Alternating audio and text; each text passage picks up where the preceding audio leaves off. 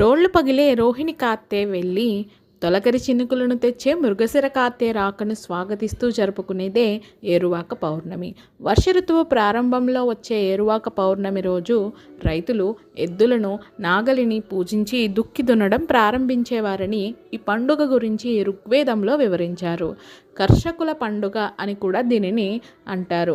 భూదేవిని నమ్ముకొని పంటలు పండించే రైతులు వర్ష ఋతువులో ఆరంభంతో తొలకరి చినుకుల కోసం ప్రార్థిస్తూ వర్షాలు సమృద్ధిగా కురవాలని, పంటలు బాగా పండి దేశం సుభిక్షంగా ఉండాలని కోరుకుంటూ ఈ ఏరువాక పౌర్ణమి రోజున వేడుకగా జరుపుకుంటారు.